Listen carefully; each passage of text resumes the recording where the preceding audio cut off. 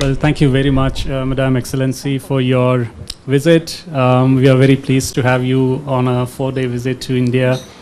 I'm sure that you will have more opportunities to interact with women, especially. I know for sure that this is one area of her specialization. She has had a vast experience in diplomacy as well as women-related work, and we organized this event on a request from her to interact with women engaged in development projects, especially SDGs. And I'm really thankful to all of you for having taken your time to come and explain the work, excellent work done by you. And I think Madam Excellency will have more opportunity to interact with you in the future as well. Given the tight schedule that she has, I think I'll stop here and let the ambassador also have a few words. She has to travel to Agra this afternoon, so we've got the second leg of the visit here also up in the limb, so obviously it's all time consuming. Thank you very much, Madam Excellency, and her delegation as well, and all the women NGOs who are present here. And my special thanks to Professor Chaturvedi and the entire team in the RIS Foundation for having made this event possible. Without their help, this wouldn't have materialized. Thank you so much. Thank you. Thanks a lot. Excellency. Okay, hello to everyone. I didn't prepare any speech, but you know, I'm also Indian. Totally 100% Ecuadorian, and I'm becoming an Indian also. I was thinking about two movies, Toilet and Padman. So it's very nice because every time that I spend more and more time here in Delhi and in India, and scratch and I find many gifts that you can give to our country, to our world. Now, the Excellency Maria Fernanda, she can help to promote all the solutions, all the technologies from India. You know, because all the technology that you are producing is very adaptable and adoptable by our countries. So that's very nice. Thank you, Your Excellency, to come. Thank you for your invitation. Thank you so much. Thank you. Thanks, Mr. Ambassador. Now, we all have been waiting for this moment, and Madam Excellency, I would request you for your remarks. The floor is 30 seconds for presenting this. Okay. So now the floor is yours, Madam.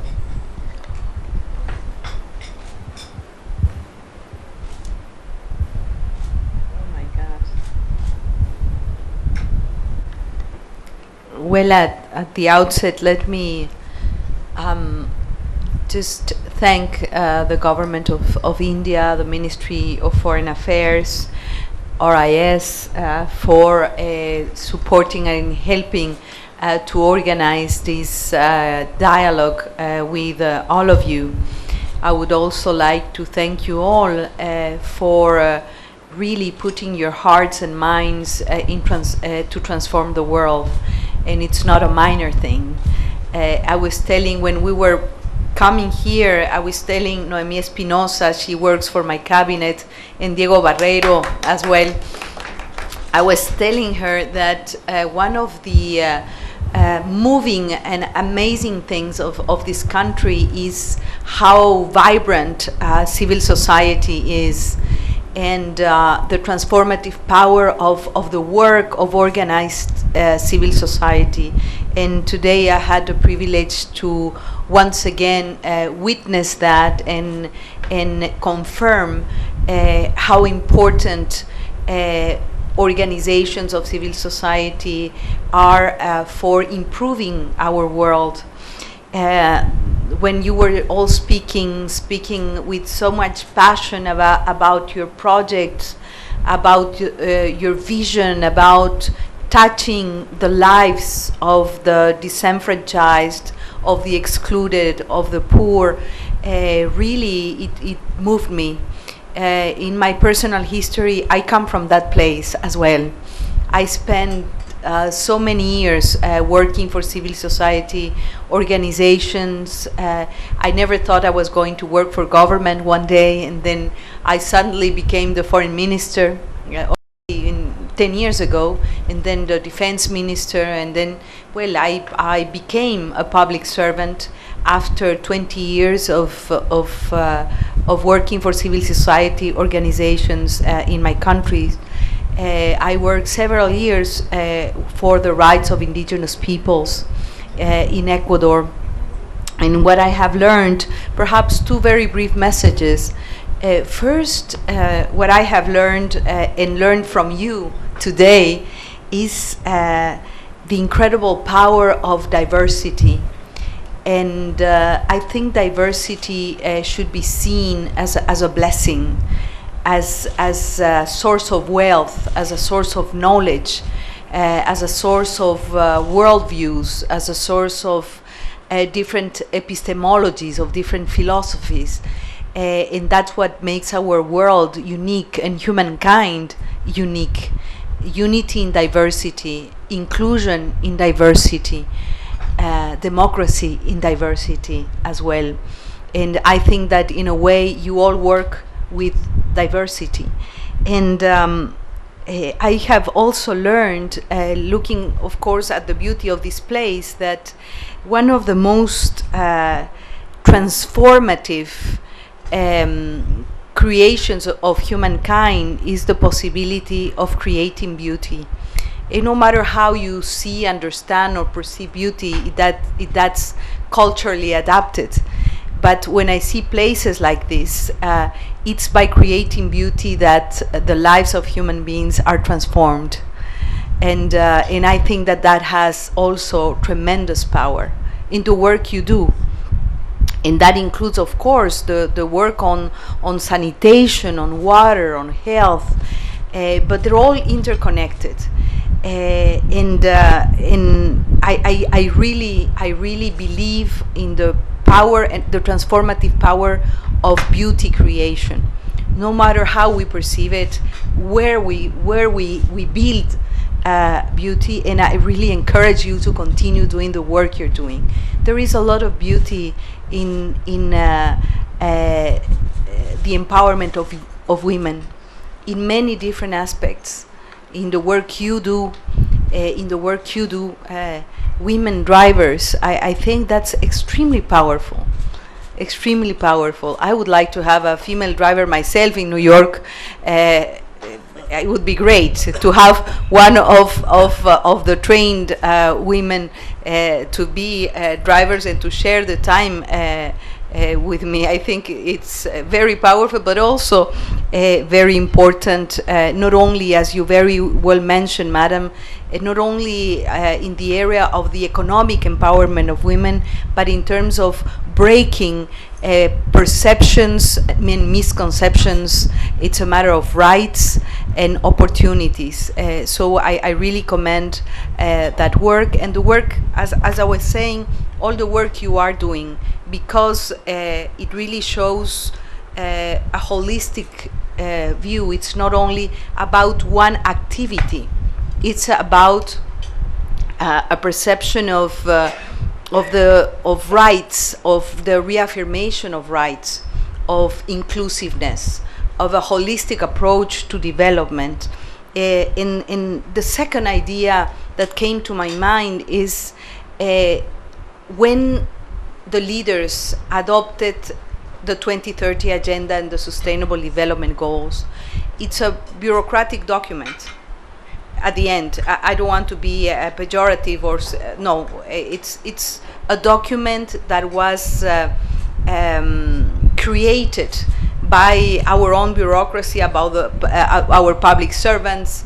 It was discussed at the country level, of course. It was a political decision to have a global, a universal umbrella for sustainable development, for improving the dignity and the quality of lives of people.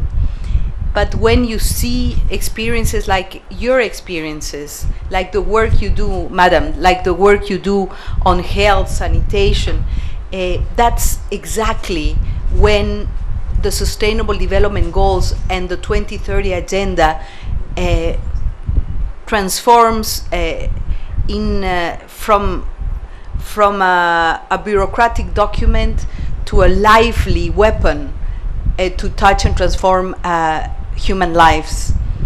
It's about rights, it's about better harmony between the three pillars of development: the social, the economic, and the human and the rights perspective.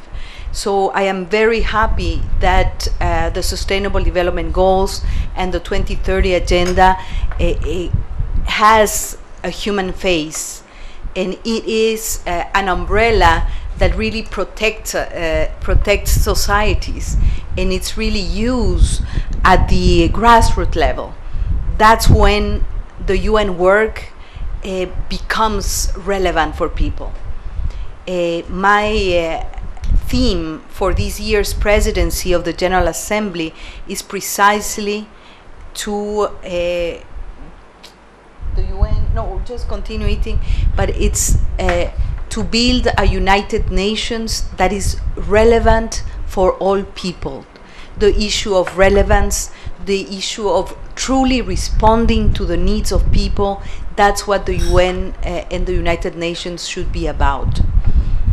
Not only sitting in endless meetings, taking political decisions at the highest level. It is at this level where the United Nations has a real meaning. And it's not also about an effort of governments and political leaders only. It is about the hands, the minds, and the hearts of people like you, of organized civil society, of people that have their passion, that they want to contribute to society, and to better contribute to society, they're using this umbrella, which is the Sustainable Development Goals and the 2030 Agenda. So I am really touched and moved, and I really encourage you to continue with the same passion, with the same strength to transform people's life, and in particular women's lives. I am the fourth woman in having the honor of presiding over the General Assembly of the United Nations, and the first woman from Latin America and the Caribbean. So I have among my key priorities is to work on gender equity, on inclusion, on gender balance, on parity, and on the economic and political empowerment of women. And every time I say these words, I would just think about you and the work you're doing. So thank you very much for this opportunity to learn from you. First woman president of the General Assembly was Madam from India. I forgot to mention that. Yes, very important. History owes India a lot, in general, but owes the United Nations, owes the spaces that we women have now. It's because of persons like the first president, female president of the General Assembly, that was from this beautiful country. So I need to thank you for that as well. So thank you very much.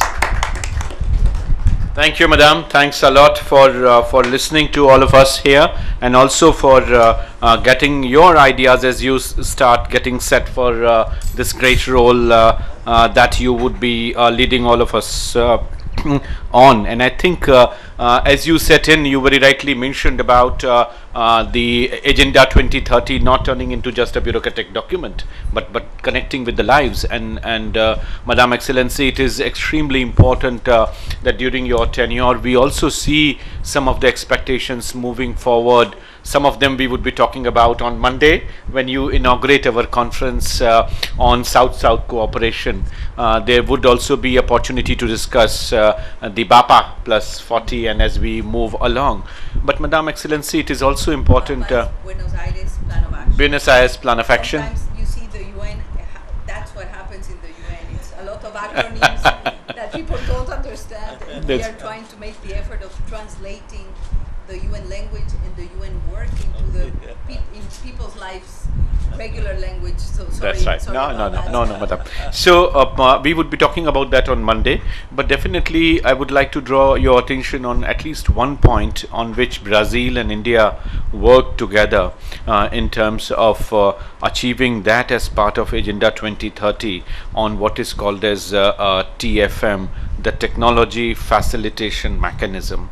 And Madam Excellency, it's important that for achieving SDG and Agenda 2030, we move towards UN's active role in bringing more vibrance to the idea of technology facilitation mechanism.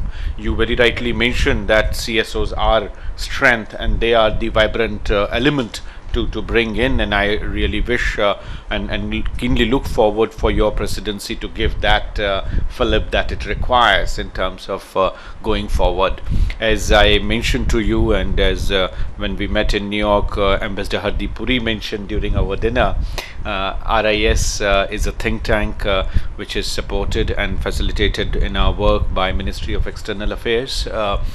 We have an active work program through which we contributed the negotiations of Sustainable Development Goals, and subsequently after we adopted, we analyzed, and our institute came up with a report.